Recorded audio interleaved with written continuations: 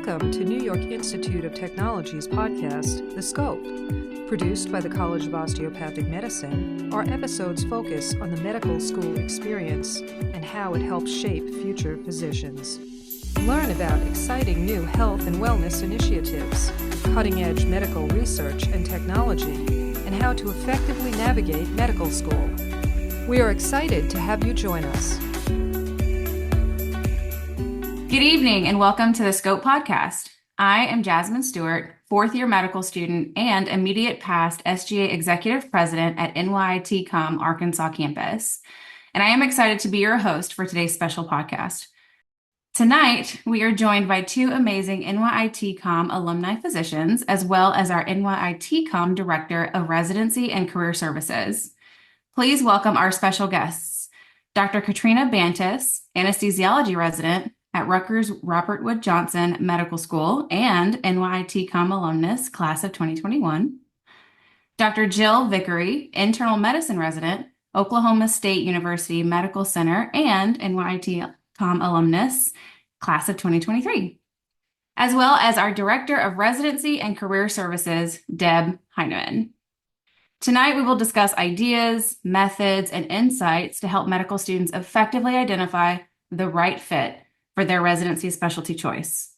Thank you all for joining us today. I have to say, as an osteopathic medical student, I am looking forward to this conversation. So let's jump right into our first question. So in your opinion, when going through clerkships, what are some important concepts that medical students can keep in mind when they're trying to find the specialty to fit for them? I'll answer that question. So thanks for inviting me. I'm happy to be here. I think twofold. So obviously you should be passionate about something, and that's what should initially attract you to a specialty and to a lifestyle that a specialty has to offer. After that is when you can think about practically, what the day-to-day would look like and what types of skills and patient relationships a given specialty will offer. So what I mean by that is I was deciding between anesthesiology and psychiatry. That was the split that I found myself in. I was drawn to most of the clinical rotations that I rotated on. I liked surgery. I considered OBGYN. I liked EM at one point. So there were a lot of things that I'd considered. I think it's a lot easier to narrow down what you don't like. But after I finally, had the decision narrowed down between anesthesiology and psychiatry, I was passionate about both. But when I thought about what practically drew me to each, I wanted to do something procedural and work with my hands, and that was not going to be what psychiatry had to offer me. I wanted to make sure that I had as much control over my patient's care within the window that I was caring for them as possible. So again, there was a lot of aspects of psychiatry that when I thought about it practically, I wouldn't have much control over my patient's care outside of medication changes and office visits. Of course, people return back to their life, and there are a lot of other factors that you can't control. I liked being in the operating room too, and that was something that I thought I would miss had I gone into a specialty where I was not in a surgical setting or in a perioperative setting. There were other things as well, the variety that anesthesiology had to offer. So I would just initially, passion should drive this decision, of course, just like it drove your decision to apply into medical school. But then think about practically what your day-to-day will look like, what type of patient care you'll be delivering. And I think at the end of the day, both of those components make up the decision. Dr. Bantis, I really appreciate that answer and the focus on passion and practicality. So it sounds like you had two in your mind that you were going through. Dr. Vickery, did you have an answer to this question as well for med students to keep in mind? I would say that something to keep in mind is, I think, just to keep an open mind, because for me, coming into medical school, I was really passionate about OB-GYN and women's health. And then when I got to the clerkship, I was like, oh, I don't like this. And so I think it's just keeping an open mind. And, I found that I enjoyed something about everything that I did when I was in my clerkships. And so that's kind of what led me down the path to internal medicine, because you do get a little bit of everything in that. And so I think just being open, figuring out what you like and don't like. I think it's a lot of self-reflection too, knowing who you are as a person, what are your core values, and kind of letting that drive you. I think it's an easy decision after you kind of like get to know yourself and what's important to you. Like, do you want shift work? Do you want procedures? You kind of just figure out what's important. And like, do you want like a long-standing relationship with your patients, or do you want to just see them and then, maybe not see them ever again? Just depends on your personality and like you're extroverted, introverted, that sort of thing. So I think you just get to know yourself. And then once you figure out what you value and want with your life, and I think it gets easier. Like the more you rotate through them, you kind of figure out what you do and don't like and figure it out from there. Thank you, Dr. Vickery. That's a great answer. That's answering also the honing in question of once we figure out what we may or may not be interested in, how to go down one path or another. I want to bring it back a little bit to a higher view, and I want to ask Ms. Heineman, for those first year students who are coming in, what broad factors can be helpful for them to think about first, as Dr. Vickery was mentioning, like core values and such, when they are determining the best specialty option for their medical career? I think it's something that we discussed early on in their first year when they're trying to figure it out. A lot of students come in knowing what they want. A lot of students come in, don't know what they want, and there's nothing wrong with that. You don't have to come into medical school saying you know you're going to do this. I've had students after their third year switch what they want. We do an assessment in the first year from Careers in Medicine, which helps guide them to some direction as what they may be interested in. But when we meet a lot with first year students, they have 2 or 3 specialties they may be interested in. And I give them suggestions on how to shadow a physician. Maybe they want to do research. We have a resident mentor program where we have residents volunteer to be mentors to students. And that's been extremely helpful because our residents have provided a lot of guidance in what direction to go, especially with the ever-changing process of applying for residencies. It narrows down what programs are learning about you. So, you have to focus on experiences that are important to each different specialty. And then as you go through your clerkships, you start meeting the residents, you start meeting the attendings. I strongly believe that with our resident mentor program, they have been extremely valuable in being advocates to students, especially at programs where the residents are and the students want to match there, and the more competitive specialties, especially. Yes, that's a great answer. As a person pursuing a competitive specialty myself with otolaryngology, I definitely very much relate. So, after identifying potential areas of interest, you all have touched on this just a little bit, but I want to dive a little bit deeper.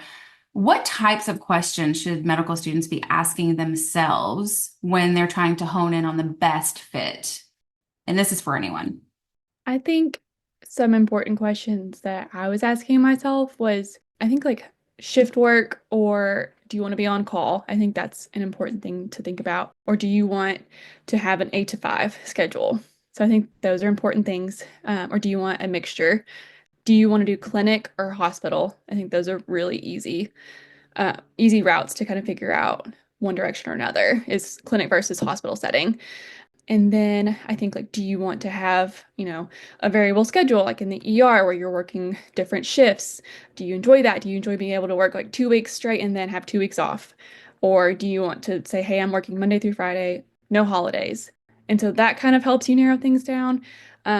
Procedures, do you want to do procedures or do you want nothing to do with procedures? I think that is something that helps me narrow it. And then I think that, and then maybe what are you just like naturally interested in? Like, what is something like during your first and second year that you were just naturally just intrigued by or just naturally good at, maybe? So I think those are some things I would say. Thank you, Dr. Vickery. That's a great answer. Dr. Bantis, did you want to add anything? Sure. I think that was a really thorough answer. The only thing I'll mention, and only because every program director knows this to be true, and I'm one of the chief residents, we get to interview med students, and now I know this to be true too. Location is the most important determining factor. And that's how people decide their rank list. The location is the most important factor. Everybody knows that. We already know that will be a consideration. And I just want to take this opportunity to add that when you're being interviewed, there's some sort of connection to a place that you can make that's not obvious from something listed on your application. make that connection obvious. The interview is your opportunity to do that. I know that wasn't exactly your question, but when you asked about what can help make this decision, we already know that location is the most important factor in everybody's decision by and large. And so if there's somewhere where it's not a clear association on your application somewhere, program directors, and I know that because I'm close with my program director, and we discuss as a committee applicants after we review them, we like to hear that somebody has a reason for coming to somewhere that might not be otherwise obvious on their application. So I just wanted to add the regional aspect of things. Thank you so much, Dr. Bantis. We will take any gems that you decide you want to drop to the students today, for sure. So thank you. One of the things I do want to ask within the same realm, and it's not something that, we talk about or bring up often, especially with program directors or in our interview sessions or when we're investigating if it's something we'd be interested in pursuing as a specialty. But I want to ask this question, and it's when making this decision and trying to decide which specialty is best fit for me as a medical student, how important should earning potential be compared to the other related factors that you all mentioned? That's a hard question. I think it's like valid to think about that because at the end of the day, it's your job. And so I think that's fair. But I think at the same time, I wouldn't make solely a decision on earning potential. For example, internal medicine, like hospitalists aren't the most high paying careers in medicine. But I think there's lots of caveats to that. I think you can work super hard and pick up more shifts, and you can make a significant amount more than what people think. I also think that, there's a lot of people that have like side hustles, like they aren't just a hospitalist, but they're also working like locums for, I know a group that does it like for neurology, like they kind of see some of the consults and help out with a neurology team. At least that's what it was in Tulsa. And so I think there's a lot of side gigs people do that you don't really think about. I say that to say I wouldn't just make a decision based off earning potential, but I think it's fair to think about that at the end of the day. But I think you can be happy and make a really good amount of money no matter what you do, personally. Thank you, Dr. Vickery. I'll add, everybody's in a different financial situation. And so it's a personal decision at the end of the day, how much weight you put on what your earning potential will be. Like Jill was saying, definitely don't pin your decision on that as a sole factor. It's an important consideration, but there's no predictability in terms of which specialties will be high earning specialties in the future. So for example, there's the anesthesia job market is great right now. And the reason that that's the case is because 25 years ago, people were very poorly interested in anesthesia. So we have it's not just COVID and, anesthesiologists having retired after that world event. It's also the fact that 25 years ago, people were encouraging people to not go into anesthesiology because they predicted that the job market would be poor. That's at least what a couple of my attendings were describing to me last week. We just talked about this incidentally. So if you pin your decision on something being a high earning specialty, and then for whatever reason the job market changes, then that decision is based on something that is no longer true. So it's not unimportant, but other factors should be more important, especially because if you pursue something, I think, especially in a lifestyle like medicine, when you're becoming a physician, and it will be a large part of your life, not your entire life, of course, but you're going to be dedicating a lot of time to this, there should be other more compelling things drawing you to a specialty. It's my opinion. Thank you so much for the candid answers, Dr. Vickery and Dr. Bantis. I do want to pose this question to Dr. Heineman. As you work with first and second year students, do you have any experience with students coming in saying, I want to make this amount? What specialty is that going to be? Have you experienced that? Honestly, no. I will say that the biggest question, especially coming out of the pandemic, has been lifestyle. That has been the most significant change when you're meeting with students. Students like will come in and they'll say, I was thinking about OBGYN, but then I saw what the lifestyle was like, and I want to have a family and a kid, kids down the road, and it's just not going to work because of the hours. So I think earning potential has never really been a question when I've met with students, no matter what year it is. And it's very easy to find that information because if you have careers in medicine, it's listed there. And the ranges. I mean, it's not only the specialties that vary, it's hospitals. You can have one internal medicine residency where you're making, let's say, 50,000, but another internal medicine residency where you're making 75. A lot of it depends on where the residency is located. A lot of it depends on the support the hospital receives. So for me, the biggest change has been the question about lifestyle. That's very good information to hear, Dr. Heineman. Lifestyle has definitely taken a front seat post-pandemic. I'm sure Dr. Bantis and Vickery can speak to that. And I just want to piggyback on one thing that Dr. Bantist also said when we talk about specialty changes. With the class of 2022, emergency medicine had sent out this whole press release about by the year 2025, there would be a surplus of 9,500 emergency medicine physicians in the country. So we saw the following year in 2023, students stopped applying for emergency medicine. And after the match, there were over 500 spots in residency programs that were available. So then last year, you saw the change where that number decreased to about 260 open spots after the match. And then you see now the students are going back to applying to emergency medicine. So what was predicted in 2022 has not come to pass in a sense, because there are the positions for the students to get in emergency medicine, and there are the positions in the hospitals. So she's right when she says that. You never know. They say something, and 2 or 3 years later, there's a change. So you don't really want to base a decision on finance. You can find additional things to do to supplement your income. Thank you for sharing that very insightful information. I love the data that you pulled up. So let's just say, based on the feedback that we've heard this evening, if a medical student doesn't have a core rotation in the specialty that they are interested in, how can you all suggest ways for them to find out more information? So if they're interested in anesthesia, but in Arkansas, there are no anesthesia rotations in their core schedule, what are some examples of how they can do some outreach to get that exposure? Dr. Bantis, I can start with you. Sure. Yeah, I mean, NYTCOM did not offer a core anesthesia rotation at the time that I was potentially interested in applying into anesthesiology. And so what I ended up doing was I asked a friend's dad, who was an anesthesiologist, to, I think it was during winter break, I offered to shadow him as a volunteer at a hospital in Brooklyn. I'm from Brooklyn, New York. And as a shadower, you're volunteering, you're not delivering any patient care, you're simply an observer. It was easy because my friend's father was an anesthesiologist. That being said, we have a broad alumni network. I'm sure if there are anesthesiologists or whatever specialty you're interested in, people of that specialty who you can reach out to, as long as you acknowledge that applying to be a volunteer is tedious and often takes a lot of paperwork, but you're willing to do it and you start early. I can't see a reason why anybody would deny you of that opportunity.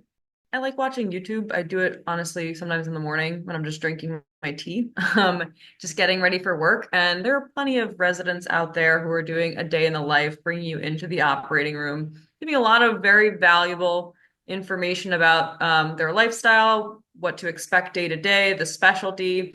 The ASA, this is anesthesiology specific, also has a really robust offering of resources for medical students. So there are different ways of learning more about the specialty in that way. And then when it comes to elective rotations, finally, it was really challenging to get rotations when I was a medical student. It was the summer of 2020. VSLO, a lot of those offerings were being canceled because of restrictions. So what I ended up doing was just cold emailing different program coordinators. And even in that very difficult point in time, 2 hospitals said, absolutely, you can come and rotate here. And so it's worth doing that. It's worth sending a really professional email and sending it well in advance of when there'll be many people trying to get that same spot. 6 months out, even ideally, you know 6 months out that you'll be interested, but 3 months out or something, sending an email that just indicates your interest and then following up at appropriate intervals, that can be helpful too. So those are the things that I'd recommend. Thank you, Dr. Bantis. Dr. Vickery, did you want to add? I would say that you have to make your own opportunities happen. So I think cold calling, don't be afraid to reach out to people, like send them an email very professionally. Don't spam their email about rotating with them. But I think doing that, I think making connections with people in your community, like say like you're a third year medical student, you know, a fourth year that's been going through the same thing or interested in things you're interested in. I think just making connections with people who have similar interests and have already been through it can open a lot of doors. And so I think that's important. And then I would say just doing it like that, basically. Thank you, Dr. Vickery. I love the advice that you all are giving from the point of view of a resident physician who have recently gone through this. Ms. Heineman, did you have anything you wanted to add? Yes, I want to add a couple of things. One of them that I always recommend to first year students is if there are any student organizations on your campus related to the specialty you're interested in, join them. You don't have to be a member of the executive board, but they bring in physicians and residents all the time. And those are people that you can connect with and that you may find an opportunity with. The other thing I will also would suggest that Dr. Bant has talked about is joining the professional organization. There are some professional organizations, especially emergency medicine, anesthesiology, any of the, as I call, ologies or surgeries, that have mentors or they have programs, or pediatrics has constant podcasts. It's a way for you to connect to people that are in the field and get suggestions on how to learn more about the field so that when you do go in your interviews, one of the things I think that they will agree with is that they want to see a continued interest in the field. So the more things you are part of that are related to that field, and it's helping you get knowledge as well or connecting with people, that's also important. Thank you all so much. Important feedback. What I hear is we can look at YouTube for specific specialties if the students are interested. Definitely joining the student organization on campus for those first and second years so you can get exposure. Also, the National Specialty Society has plenty of opportunities. I'm hearing that they even offer travel grants for conferences and things of that nature for students to have opportunities to come and network, as Dr. Vickery and Banta said, to build that community so we can ask those questions. Fantastic feedback. Thank you so much. We've kind of talked about resources. Ms. Heineman, this next question will kind of be directed towards you. So in addition to the resources we just mentioned, is there anything available to medical students outside of the careers in medicine specialty profiles and assessments that they can look into?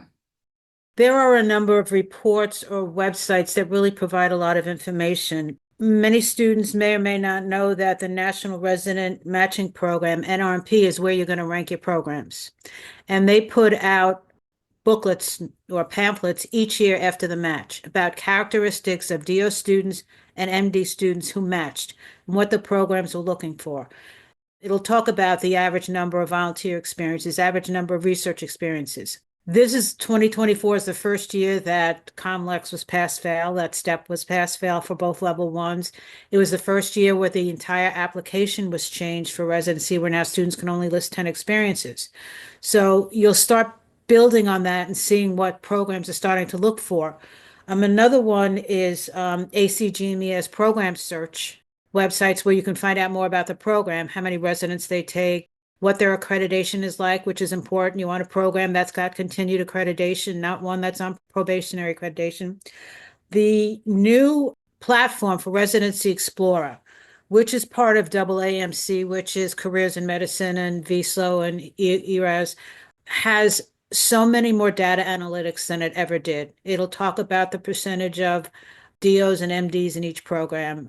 It'll talk about geographic preferences and program signaling, which are all part of the application process now, but you'll find a lot more information about what rotations are like and for each class, how many positions they have. And then you always have the individual program websites that you can look at. But I always think that connecting, if we have any residents at programs you're interested in, that's one of the best connections as well, because they'll really tell you what the programs are like and what to expect. Thank you so much, Ms. Heineman. So another question would be, we're talking about how different specialties here, and every specialty is going to emphasize a different experience, whether they have research requirements or, training. What does that look like? And my question would be to you, my panel tonight, how can a medical student learn more about what is important to each specialty? I used the Residency Explorer. I looked at the NRMP data, and then I went to the program specific websites, and that's how I got a lot of the information. And I also looked at their Instagram accounts to get like, their vibes. Very good feedback. Dr. Vantis, did you have anything to add? Okay, so Residency Explorer was great. I used that too. It was very accurate in terms of matching up somebody's application with where they should receive interviews based on the components of their application, scores, other metrics like that. And then I attended quite a few of the open houses that specific programs had to offer. And there I got a lot of very specific information for anesthesiology specifically. And I think those became more valuable during the last 4 years as the pandemic has been taking place. And I think it's great. Attend those. Program directors always have an introductory speech where they kind of describe what they're looking for and give some specialty specific information and program specific information. So I would recommend the open houses as well. Not just the meet and greet with the residents, the ones that introduce a program. Thank you, Dr. Vantis. Great feedback. So my final question to you all tonight is going to be, what advice can you offer for medical students who are just not sure? Any last minute things for med students to keep in mind as they're making this decision?